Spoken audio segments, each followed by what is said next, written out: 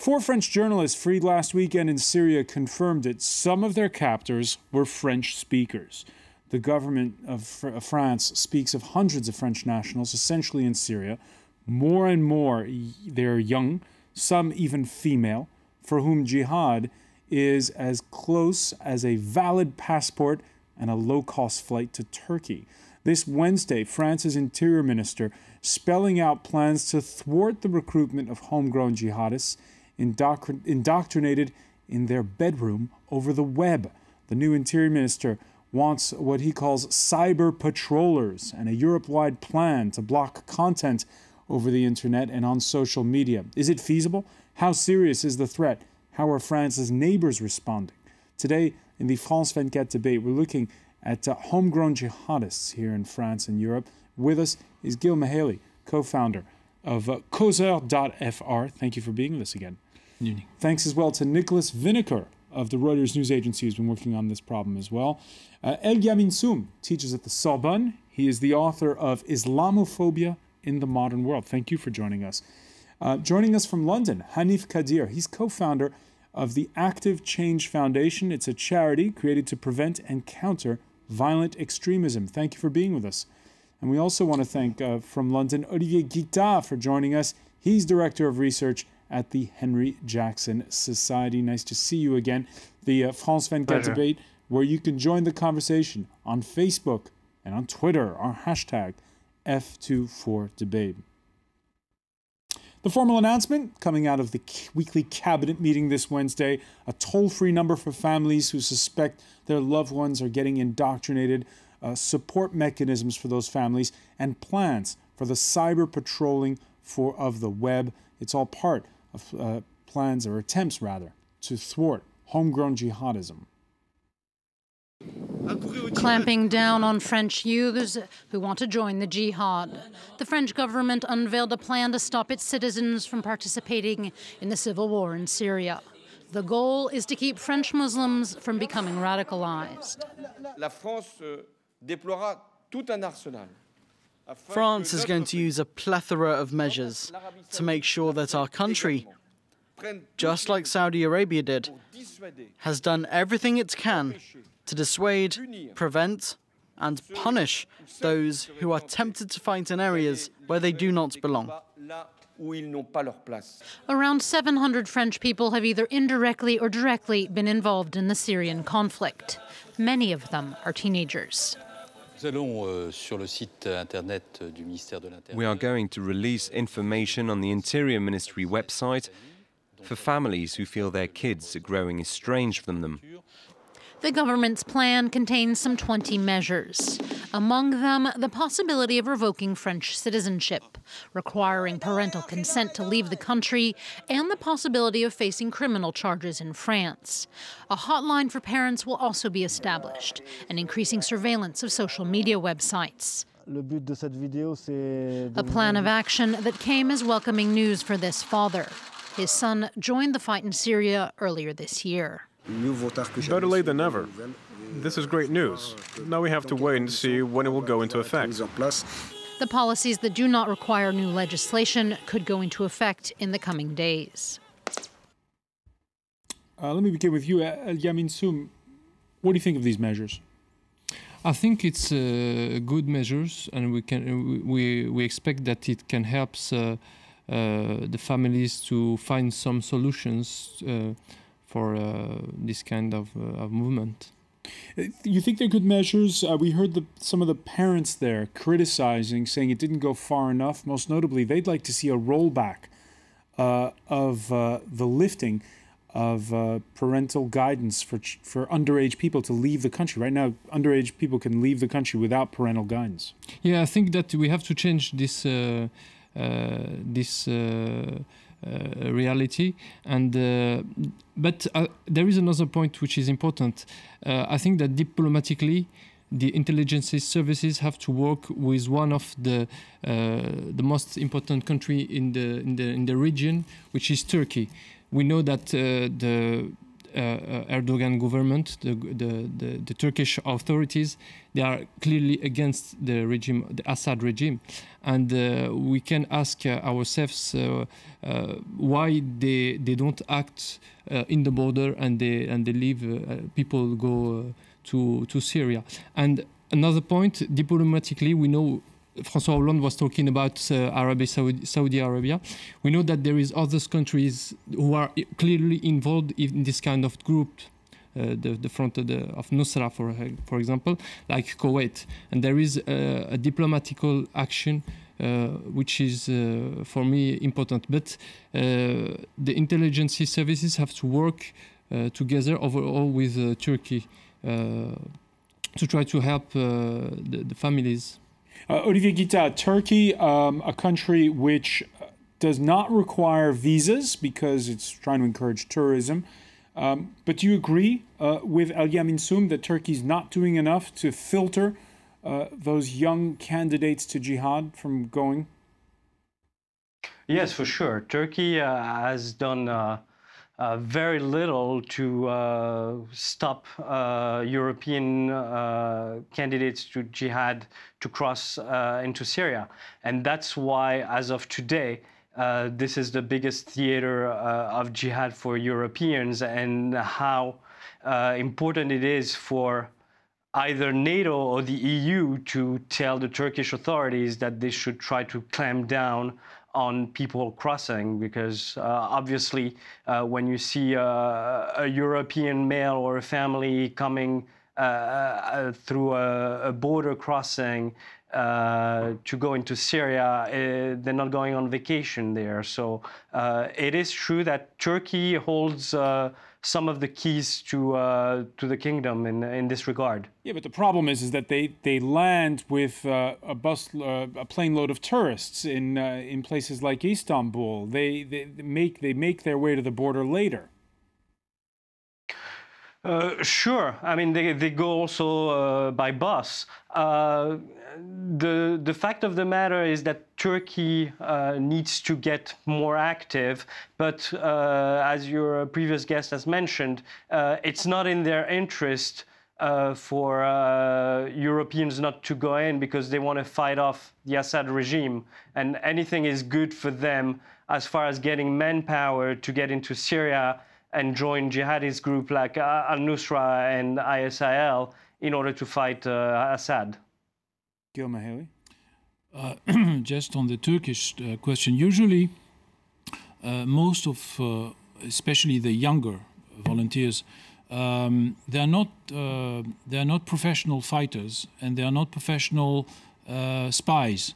So even if it's difficult to put a hand on them in the airports, when they come nearer to the border, in the towns, in the cities, they always go to the same hotels, which means that the local police, without a lot of effort, can pick up 90% of them. It's very easy. They don't just go off the plane and cross the border. And they brief each other, they have the same contacts, they take the same buses. From this point of view, Turkey can do a lot. And to go further than the plight of the families, which is one of the interests, should be one of the interests of the French government, this is the problem of these guys coming back to France after, and becoming the nucleus of groups that could be dangerous in the future. And we had some examples in the past. The investigating magistrate here in France, Marc Trévédic, says what we're witnessing now is a second wave. The first left the summer of 2012, and now they're getting their friends to come in their katiba with the agreement of an emir. Yes, there is a problem, and I want to mention that it's not a new problem. There was a problem in the 90s with people who came back from Yugoslavia, who went to fight against Serbia, and they were involved in semi-criminal, semi-political actions in the 90s. There was the Mera case that everyone knows. So there is a very dangerous potential. When these guys come back, they could become a role model for others and they could go into a clandestine activity which will culminate even in violence. Nicolas VINOCUR, this is one of the interesting points of all this, is over the last couple of days we've seen so many of these accounts of family members who are genuinely surprised to discover their loved ones suddenly popping up in Syria. Sure. I mean, when you read the various accounts, parents discovered that their children have become totally radicalized on the internet by themselves. And I think we have the image of somebody going to a mosque and being taken in by a charismatic imam. And in fact, that's just not the way it's happening for a lot of these children. A lot of it is happening in isolation from any kind of Muslim community. There are people in the, totally white French countryside that are becoming radicalized by looking at videos on the internet. And so, in a way, the response has to be adapted to that because the scale of the problem has changed, and the way these ideas are circulating has changed radically in the past 4 or 5 years, and which is why we're seeing a lot more sort of departures. Just one point I wanted to make on the Turkey question. Another of Turkey's interests is fighting against is its sort of ongoing war with Kurdish fighters, and Islamist brigades inside Syria are fight every day against the Kurds. So in a sense, these French or Belgian or British volunteers are free soldiers for kind of proxy soldiers for the Turkish state, and I think we need to keep that in mind. It's not just that they want to topple the Assad regime, it's that it's very handy to have them fighting against Kurdish separatists as well. All right, so new means of finding out about joining these movements, no longer the traditional way inside the mosque, as you were saying, and new profiles. Hanif Kadir, is it the same where you are? We're hearing here younger and younger, more and more underage people going over, and also women as well. Yeah, I should say girls, because they're under 18, some of them. Absolutely. There's a few points I'd like to make. First, Turkey, I mean, a few of your guests have mentioned this as well, that Turkey will serve its own national interests. And the question that needs to be asked is, what is actually France doing to serve its national interests? And the new measures that are being put in place, I think, are more reactionary than being proactive.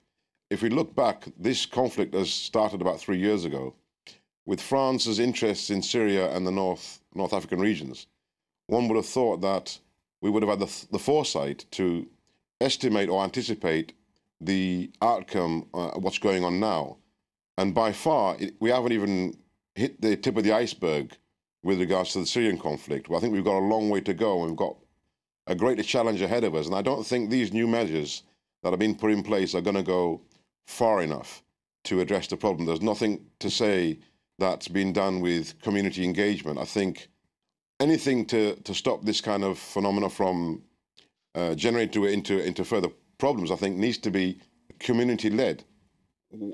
So we are seeing younger people getting involved in the conflict. And I have to say that in comparison to Afghanistan and Iraq, Syria is off the scale. It is unimaginable what is coming our way. And I think we all need to prepare ourselves and have the foresight to deliver proactive initiatives that will address this phenomena going forward. Look at the amount of young girls that are getting involved in the conflict.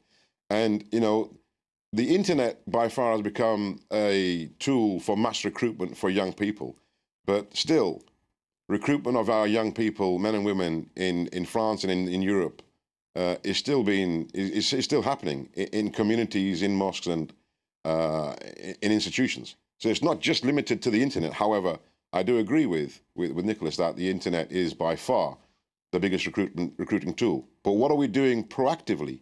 I think that's what needs to be asked. And what do you think of some of those French government measures, most notably this hotline that's being set up? That's got to be difficult, right, for a family to pick up the phone and call the government. Absolutely. It's not going to work. I will tell you from experience that anything that's going to be government-led will not work. So you have to have a community-led initiative, that will work. You have to give the ownership of the problem to your community. And I won't say, you know, I won't go far and say that you cannot do just law enforcement and intelligence services won't do the trick. That needs to be hand in hand.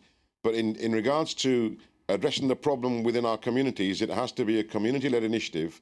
The community and parents need to take ownership of this problem, and they need to understand the problem in itself before they are going to pick up the phone and make a call to somebody that they don't even know or don't even trust. So that's not going to work. So a lot less, a bit too late, I would say. Yamine, do you agree that it's not going to work? We don't know. In fact, let's see what's happened. But in the case of France, we have a different model than the UK.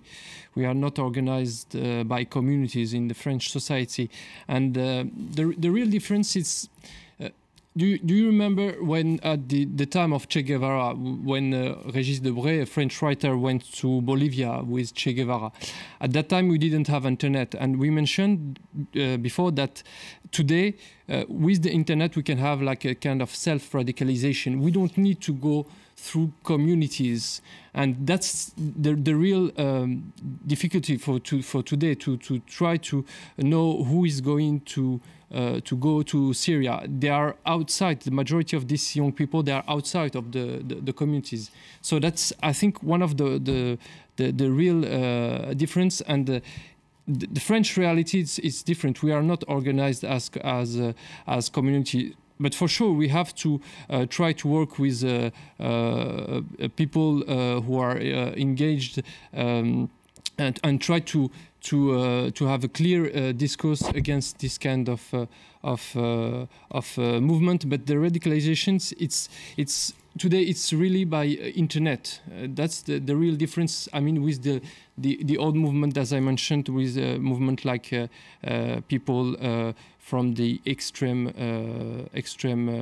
right, leftists, in the 60s, yes. The real difference is now with the internet, we have other kinds of networks. And it's easier because you can do it by yourself, as you mentioned before, just by flying to Turkey, and then you have the network connections. They are not connected to some people's here. Which then begs the second question, which we'll pick up on when we come back, which is, how do you then patrol the internet? Stay with us. You're watching the France 24 debate.